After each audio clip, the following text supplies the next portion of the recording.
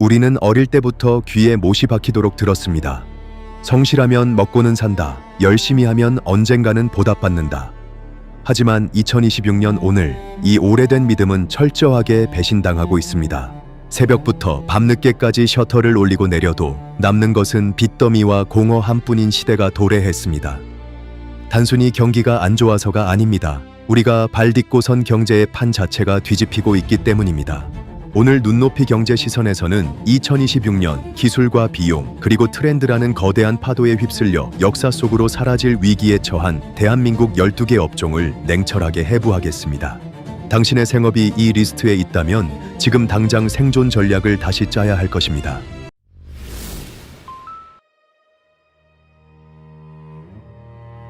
기름때 묻은 장갑과 엔진 돌아가는 소리로 가득했던 동네 카센터들이 하나둘 자취를 감추고 있습니다.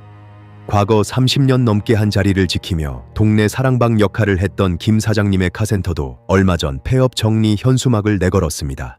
리프트 위에 올라가 있던 차량들이 줄어들고 수리공들의 왁자지껄한 소리 대신 정막만이 흐르는 것이 2025년 대한민국의 현실입니다.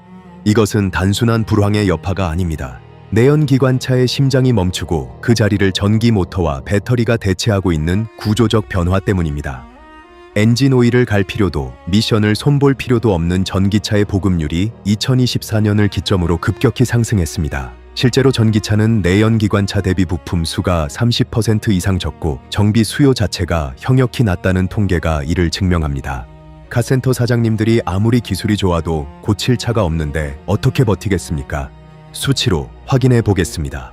한국주유소협회 자료에 따르면 2023년 한 해에만 전국 주유소 500여 곳이 문을 닫았고 이 추세는 2026년까지 더욱 가속화될 전망입니다. 단순히 주유소가 사라지는 것이 아니라 그 주유소에 딸린 세차장, 경정비 코너까지 연쇄적으로 붕괴하고 있다는 사실입니다. 이는 관련 종사자 수만 명의 일자리가 증발하고 있음을 의미하는 것입니다. 이 거대한 기술의 파도는 단순히 카센터와 주유소 사장님들만의 문제가 아닙니다. 여러분이 살고 있는 동네 상권의 몰락으로 이어지고 이는 곧 지역 부동산 가치의 하락과 지역 경제의 침체로 직결되는 문제입니다. 내가 차를 고치러 갈 곳이 없어지는 불편함은 시작에 불과합니다.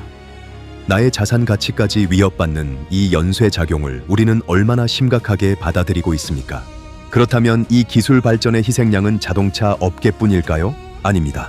디지털 전환이라는 명목 아래 우리 아이들의 놀이터였던 공간마저 소리 소문 없이 사라지고 있습니다. 바로 PC방의 이야기입니다. 그런데 여기서 더 충격적인 것은 PC방을 죽이고 있는 진짜 범인이 따로 있다는 사실입니다. 2000년대 초반 스타크래프트의 붐과 함께 대한민국 골목마다 들어섰던 PC방은 청춘들의 해방구였습니다. 컵라면 하나 시켜놓고 밤을 새우던 그 시절의 낭만은 이제 고가장비의 저주 속에 갇혀버렸습니다. 화려한 넌사인 뒤에는 그래픽카드 할부금에 허덕이는 점주들의 한숨만이 가득합니다. 손님은 줄어드는데 투자비는 천정부지로 솟구치는 기형적인 구조가 된 것입니다. 문제의 핵심은 감가상각이라는 경제학 용어에 있습니다. 최신 게임을 돌리기 위해 200만 원짜리 그래픽카드를 수십 대 설치해도 1년만 지나면 구형 취급을 받습니다. 옆집에 새로 생긴 PC방이 더 좋은 사양으로 무장하면 손님들은 철새처럼 떠나버립니다. 결국 사장님들은 벌어서 빚 갚고 다시 빚내서 장비 바꾸는 무한 업그레이드의 굴레에 빠진 것입니다. 더욱 치명적인 것은 모바일 게임의 약진입니다. 2024년 기준 국내 게임 시장의 모바일 점유율은 60%를 넘어섰습니다. 요즘 10대들은 무거운 데스크톱 앞에 앉기보다 스마트폰을 들고 침대에 눕는 것을 선호합니다. PC방 이용률이 전성기 대비 반토막 났다는 통계는 단순한 유행의 변화가 아닌 라이프 스타일의 근본적인 이동을 보여줍니다. 이 현상을 보며 우리는 무엇을 깨달아야 합니까? 시설업의 한계를 직시해야 합니다. 초기 투자 비용이 높고 유지 보수 비용이 지속적으로 발생하는 사업 모델은 고금리 시대의 쥐약과도 같습니다. PC방 사장님의 몰락은 자본이 자본을 먹어치우는 그리고 기술의 속도를 자본이 따라가지 못하는 비극적인 사례로 남을 것입니다. 하지만 기술보다 더 무서운 것이 있습니다. 바로 우리가 매일 먹고 마시는 식탁 물가, 즉 비용의 습격입니다. 서민의 대표 음식이었던 김밥 한 줄이 이제는 사치품이 되어가는 기막힌 현실, 그 속에서 피눈물을 흘리는 자영업자들의 이야기를 들어보겠습니다. 1,000원짜리 김밥 한 줄로 한 끼를 때우던 시절은 이제 전설이 되었습니다. 김밥 천국이 아니라 김밥 지옥이라는 말이 나올 정도로 김밥집 사장님들은 원가 압박에 시달리고 있습니다. 시금치 한 단에 8,000원, 김 한 톳에 3만 원이 넘어가는 살인적인 물가 앞에서 가격을 올리자니 손님이 끊기고 안 올리자니 팔수록 손해인 진퇴양난에 빠졌습니다. 단순히 식자재 비용만의 문제가 아닙니다. 인건비 상승은 노동 집약적인 김밥집 운영을 불가능하게 만들고 있습니다. 김밥 많은 아주머니 한 분을 모시려면 월 300만 원은 기본인 시대입니다. 새벽부터 나와 재료 준비하고 하루 종일 김밥을 말아도 정작 사장님 손에 쥐어지는 돈은 아르바이트생 월급보다 못한 것이 2025년 자영업의 민낯입니다. 비용 폭탄을 맞은 곳은 또 있습니다. 동네의 사랑방이자 피로회복소였던 대중 목욕탕입니다. 가스비와 전기료가 폭등하면서 탕에 물을 드는 것 자체가 적자가 돼버렸습니다. 2023년 이후 폐업한 목욕탕만 1,000곳이 넘습니다. 굴뚝에서 영이 나는 목욕탕 굴뚝은 이제 철거를 기다리는 흉물로 전락하고 말았습니다. 이것은 에너지 위기가 소상공인에게 얼마나 잔인하게 작용하는지를 보여주는 증거입니다. 대기업은 전기를 많이 써도 할인을 받지만 동네 목욕탕 사장님은 오른 요금을 고스란히 감당해야 합니다. 따뜻한 온탕에 몸을 담그던 소소한 행복조차 이제는 높은 비용을 지불해야만 누릴 수 있는 사치가 되어버린 것일까요? 비용의 문제는 단순히 장사하는 사람의 어려움으로 끝나지 않습니다. 우리의 소비 패턴, 노는 문화까지 송두리째 바꾸고 있습니다. 영화관과 골프장이 텅텅 비어가는 이유, 과연 넷플릭스 때문일까요? 아닙니다. 더 깊은 곳에 숨겨진 거품 붕괴의 신호가 감지되고 있습니다. 주말이면 발 디딜 틈 없던 멀티플렉스 영화관 로비가 썰렁합니다. 티켓값 1만 5천 원 시대, 팝콘까지 사면 2인 기준 5만 원이 훌쩍 넘습니다. 그 돈이면 집에서 치킨 시켜 먹으며 넷플릭스 보겠다는 합리적 소비가 대세가 되었습니다. 영화관은 이제 특별한 날에만 가는 가성비 떨어지는 공간으로 전락하고 만 것입니다. 코로나 특수를 누리며 골린이 열풍을 일으켰던 골프장도 상황은 마찬가지입니다. 그린피는 폭등했고 해외 여행길이 열리자 거품은 순식간에 꺼졌습니다. 중고거래 앱에는 골프차에 팝니다라는 게시글이 넘쳐나고 지방 골프장들은 파리만 날리고 있습니다. 이것은 과시적 소비가 끝나고 실속형 소비로 회귀하는 거대한 트렌드의 방증입니다. 캠핑 시장 또한 썰물처럼 빠져나가고 있습니다. 불멍, 물멍하며 장비를 사 모으던 사람들이 이제는 그 장비를 헐값에 내놓고 있습니다. 경제가 어려워지면 가장 먼저 줄이는 것이 여가 비용입니다. 2026년 대한민국의 소비 지도는 생존을 위한 필수 소비 외에는 모든 것이 멈추는 소비 빙하기로 진입하고 있는 것입니다. 이러한 현상은 단순한 유행의 변화가 아닙니다. 대한민국 중산층의 지갑이 얇아졌다는 명백한 신호이자 내수 시장의 붕괴를 알리는 경고음입니다. 자영업자 여러분, 혹시 아직도 경기가 풀리면 나아지겠지라는 막연한 희망을 품고 계십니까? 소비의 패턴은 이미 불가역적으로 변했습니다. 소비만 멈춘 것이 아닙니다. 대한민국 경제의 허리이자 상징이었던 공간들마저 구조적 붕괴를 맞이하고 있습니다. 동대문 패션 시장과 동네 부동산 중개업소, 한때 돈을 쓸어 담았다던 이 전설적인 곳들이 왜 유령 도시가 되어가고 있는지 그 참혹한 현장을 들여다보겠습니다. 밤 10시 불야성을 이루던 동대문 패션 도매 시장이 칠흑 같은 어둠에 잠겼습니다.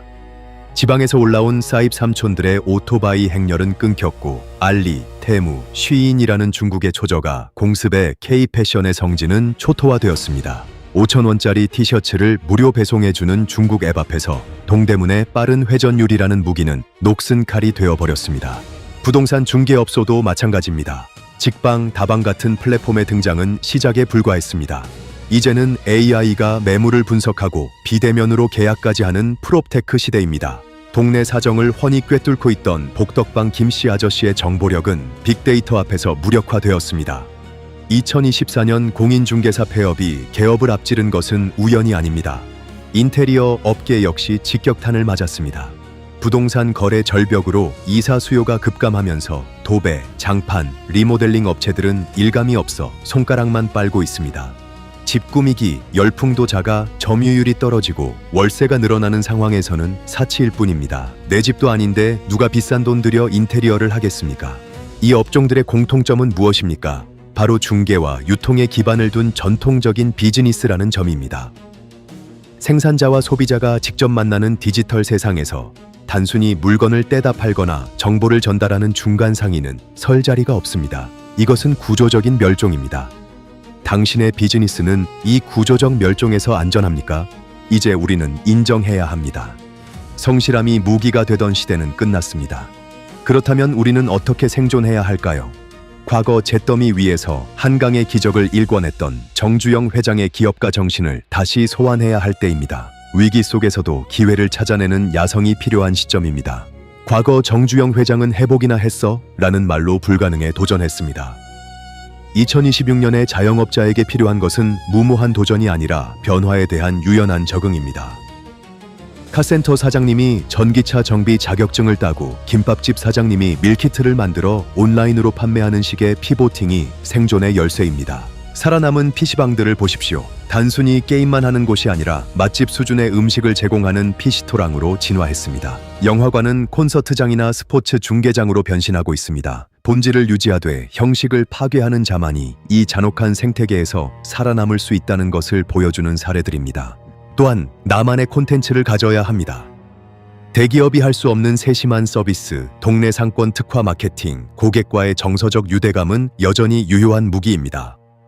AI는 데이터를 분석할 수 있지만 손님의 마음을 위로하고 공감하는 것은 인간만이 할 수 있는 영역이기 때문입니다. 기술이 발전할수록 휴먼 터치의 가치는 더욱 빛날 것입니다. 12개 업종의 위기를 말했지만 역설적으로 그 안에는 새로운 기회가 숨어 있습니다. 폐업하는 독서실 자리에 공유 오피스가 들어오고 문 닫은 목욕탕이 힙한 카페로 변신하는 것을 보십시오. 죽어가는 업종에 매달리지 말고 변화하는 트렌드에 올라타는 유연함. 그것이 바로 2026년을 살아가는 스마트 자영업자의 자세입니다. 하지만 이 모든 노력 이전에 선행되어야 할 것은 냉철한 현실 인식입니다. 내가 열심히 하면 되겠지라는 막연한 기대는 버리십시오. 시장은 당신의 땀을 기억해주지 않습니다. 오직 결과와 효율만을 기억할 뿐입니다. 그렇다면 마지막으로 이 거대한 변화의 소용돌이 속에서 우리는 어떤 마인드셋을 장착해야 할까요? 지금까지 2026년 대한민국 자영업의 위기 지도를 살펴보았습니다. 기술이 대체하고 비용이 압박하며 소비가 사라지고 구조가 무너지는 사중고 속에서 생존은 전쟁입니다. 카센터, PC방, 김밥집 등 12개 업종의 위기는 남의 일이 아니라 바로 우리 이웃, 어쩌면 나의 내일일 수 있습니다. 불편하지만 이것이 진실입니다. 우리는 각자 도생이라는 차가운 단어를 뼈저리게 실감하고 있습니다. 정부의 지원금이나 정책에 기대기에는 파도의 높이가 너무나 높습니다. 결국 내 자산과 내 가족을 지킬 수 있는 것은 나 자신의 경제적 문해력과 실행력뿐입니다. 눈을 크게 뜨고 흐름을 읽으십시오. 이 영상을 보시고 불안해만 하지 마십시오. 불안은 준비하지 않은 자의 몫입니다. 오늘의 경고를 나침반 삼아 2026년이라는 거친 바다를 건너갈 준비를 시작하십시오. 위기는 준비된 자에게는 또 다른 기회의 이름일 뿐입니다. 지금 당신은 무엇을 준비하고 있습니까? 만약 당신의 업종이 오늘 언급된 리스트에 있다면 당장 엑셀을 켜고 수지타산을 다시 계산해 보십시오. 그리고 1년 뒤, 3년 뒤의 미래를 냉정하게 시뮬레이션해 보십시오. 그것이 당신이 오늘 밤 해야 할 가장 시급한 과제일 것입니다. 눈높이 경제 시선은 앞으로도 여러분의 자산을 지키고 경제적 자유를 향해 나아가는 길에 등불이 되겠습니다. 팩트에 기반한 냉철한 분석, 그리고 사람 냄새, 나는 경제 이야기로 다시 찾아오겠습니다. 오늘의 결론입니다. 열심히만 하면 망합니다. 변화의 흐름을 읽고 제대로 해야 살아남습니다. 시스템의 희생양에서 벗어나 스스로의 자산을 지키는 경제적 주체로 거듭나십시오. 여러분의 생각은 어떠십니까? 오늘 소개한 12개 업종 외에 또 다른 위기 업종이 있다고 생각하십니까? 댓글로 여러분의 소중한 의견과 경험을 공유해 주십시오. 집단 지성이 우리의 생존 확률을 높여줄 것입니다.